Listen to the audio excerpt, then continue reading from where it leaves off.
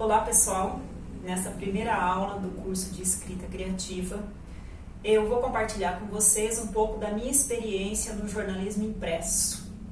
Trabalhei muitos anos em jornal diário, é um jornalismo mais factual, porém consegui atuar na área do jornalismo cultural, o que permite uma maior liberdade, tanto na escrita.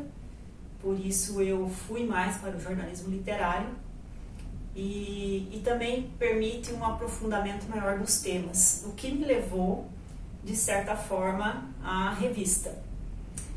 Que a revista, o texto de revista, ele foge do dia a dia, ele foge do factual.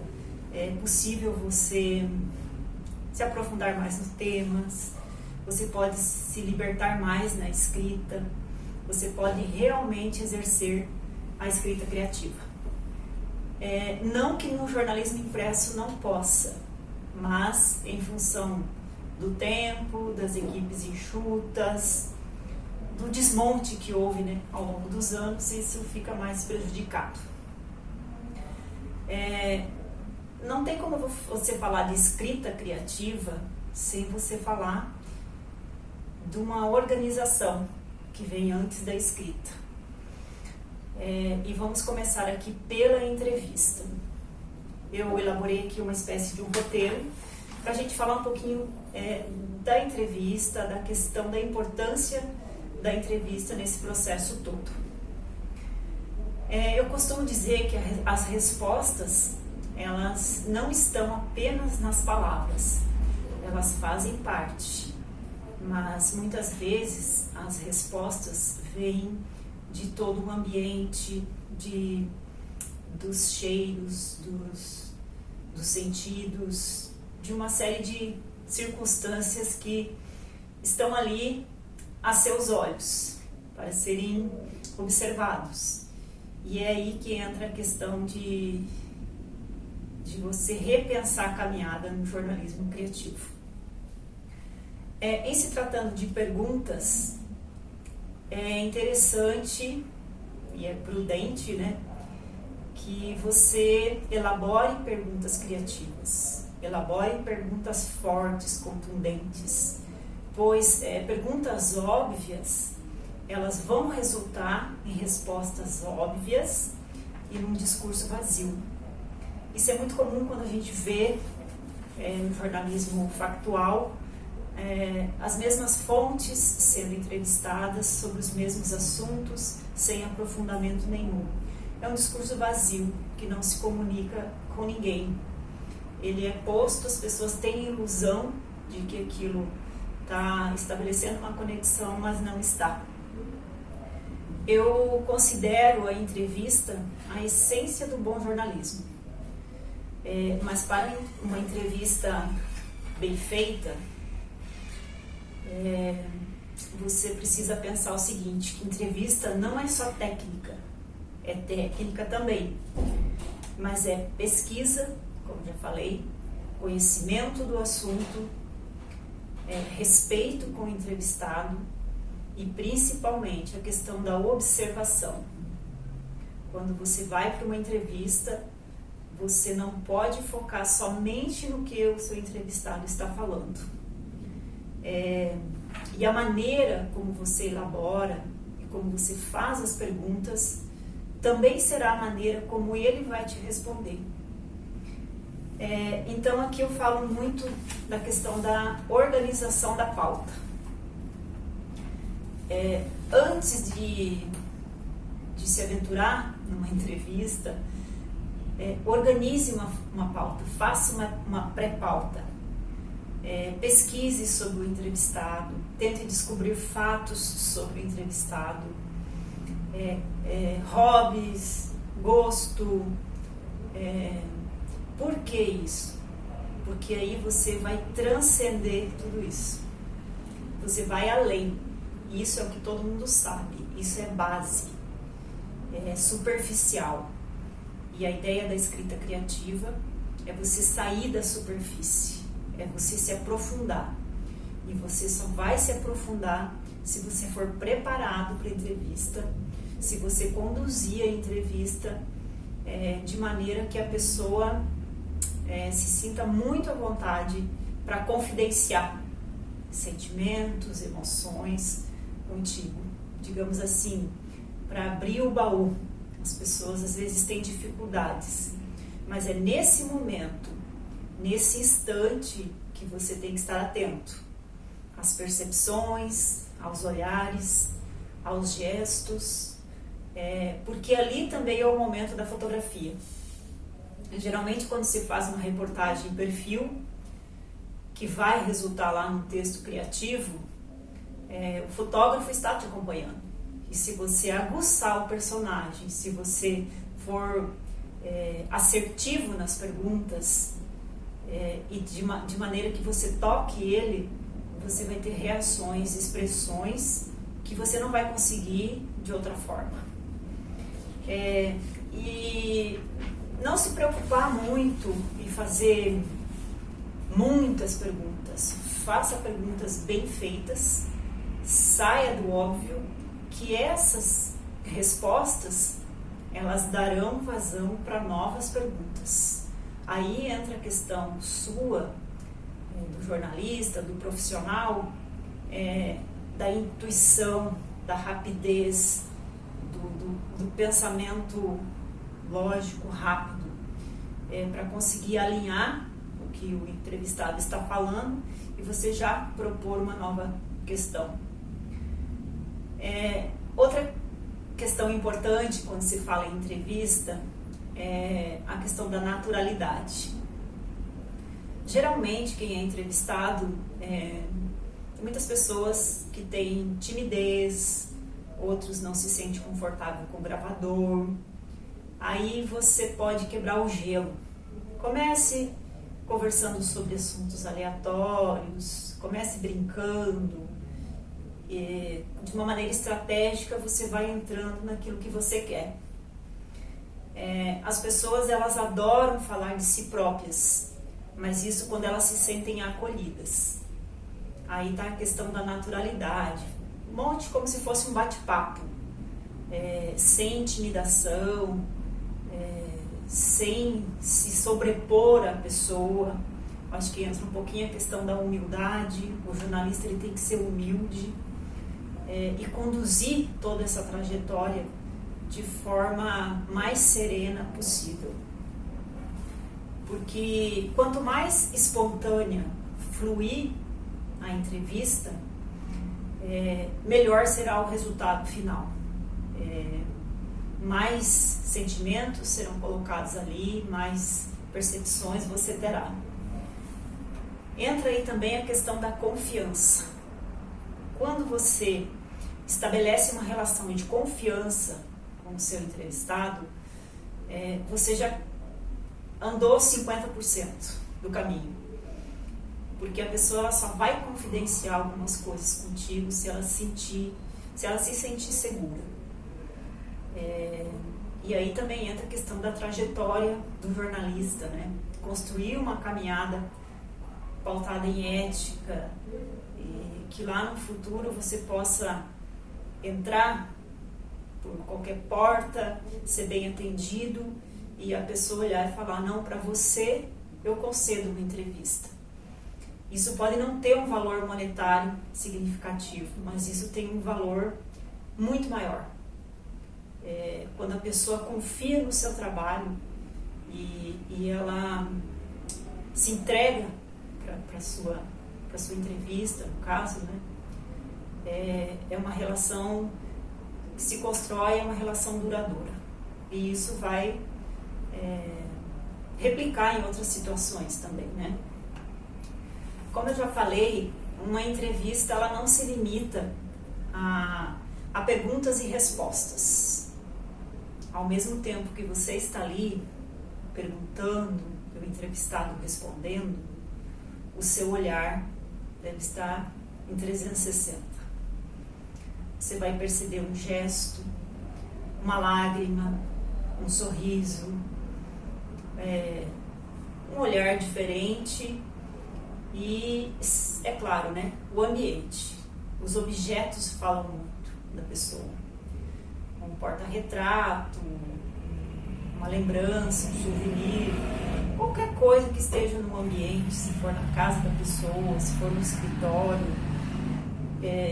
tudo tem história e tudo faz parte da história.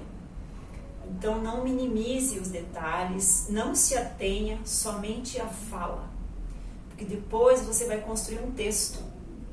E esse texto não pode ser simplesmente abre aspas, fecha aspas. Esse texto você vai ter que falar do ambiente,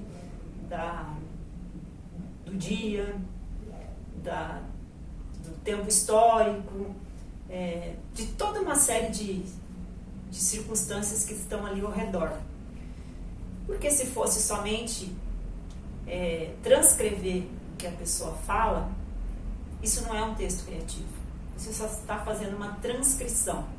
Escrever é você pegar o que a pessoa fala, é você pegar toda essa sua observação e você transformar isso num bom texto. Um texto que crie conexão com o leitor e não apenas seja um amontoado de palavras desconexas.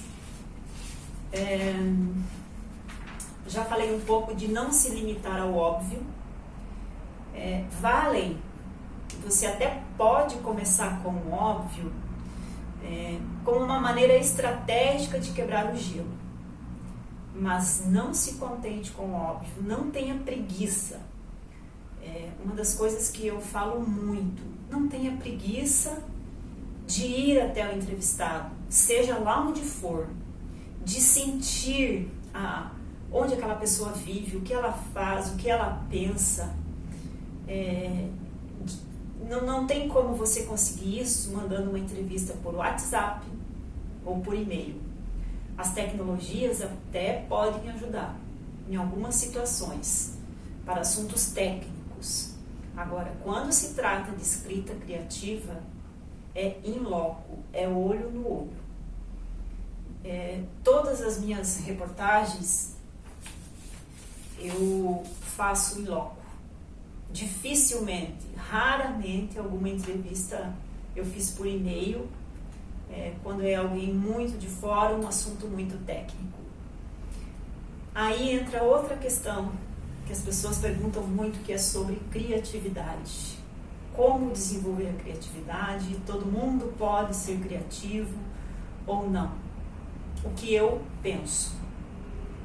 Sim, todos podem desenvolver criatividade, mas criatividade não é o que as pessoas imaginam, que vem um anjo, bate uma luz e você se torna uma pessoa criativa. Não. Tem pessoas que realmente nascem com um olhar mais apurado para algumas questões, para algumas emoções, digamos assim, com esse olhar mais poético. Mas só tendo isso não diz nada. Você tem que ter esse olhar mais poético e você tem que ter a determinação, tem que ter o empenho e a vontade de executar isso, de transformar tudo isso numa obra, num texto que traduza tudo aquilo que você quer. E não adianta também somente eu sou uma pessoa sensível, eu nasci com esse olhar, eu sou diferenciada. Não. Você tem que estudar. Tem que estudar, tem que pesquisar, tem que buscar referenciais na leitura. Aí vem a criatividade. Porque a partir do momento, criatividade nada mais é do que você ter uma bagagem e você conseguir relacionar aquele assunto com outras leituras que você fez. Daí vem sua criatividade. Você começa a fazer links, porque você leu, você tem conhecimento. Então, o jornalista que quer escrever bem, que quer não apenas escrever um texto com técnica, frio, que vá para a caixa do lixo, ele tem que ler.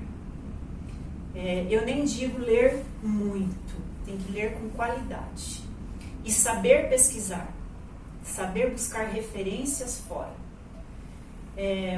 Eu leio livros técnicos, principalmente na área da escrita, mas eu tenho uma leitura literária muito grande e isso ajuda muito.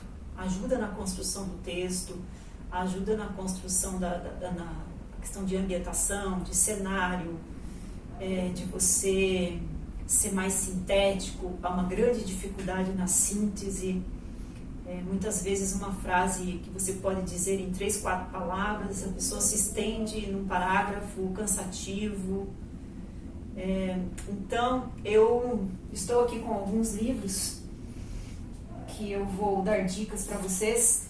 Um é esse aqui, Jornalismo e Literatura, do Antônio Olinto. É um livro muito fácil de ler, muito fininho, e ele fala muito aqui que a questão da escrita, ela parte de uma organização interna. Não vá correndo escrever uma reportagem sem antes você fazer essa elaboração interna, sem antes você fazer uma preparação. Dedique um tempo para essa preparação, para depois você ir para o seu trabalho. Então, Jornalismo e Literatura, do Antônio Olinto, é uma obra muito boa. Ana Holanda, ela fala sobre a escrita afetuosa. Nesse livro ela traz muitos exercícios e ela fala de uma forma que você consegue elaborar textos observando cenas comuns. Ela provoca essa prática de você elaborar, pega um anel, um vaso de flor, um porta-retrato e construa um texto. Tudo tem história. Então você consegue trazer essa escrita afetuosa. O que é a escrita afetuosa para Ana Holanda? Não é uma escrita cheia de sentimentos, piegas, não é nada disso. A escrita afetuosa é uma escrita que conecta você com o leitor. É uma escrita que a pessoa lê e leva uma experiência e não esquece no outro dia. É uma escrita que impacta e faz você buscar outras referências. Esse aqui da Ana Holanda é muito bom. Sobre a escrita, do Stephen King, também é uma obra maravilhosa. E aqui o seguinte, o principal, o resumo desse livro, ele faz você deletar todos os advérbios desnecessários e os adjetivos desnecessários, tornando a sua escrita mais limpa e mais leve e mais fácil de ler. Porque uma escrita simples não é uma escrita pobre, tem que ter essa diferença. Você pode ter termos, fazer a pessoa evoluir no patamar de leitura, mas você tem que saber traduzir isso. Você tem que fazer com que o leigo leia e interprete aquilo que você escreveu. Eu vejo muitas pessoas colocarem palavras bonitas, desconexas. Isso para mim não é texto. Isso é você pegar palavras e jogar. Construir um texto é muito mais do que isso. É você usar palavras certas na medida certa. Que a pessoa leia e realmente entenda. E se algum termo ou outro ela não entende, é lógico, existe dicionário.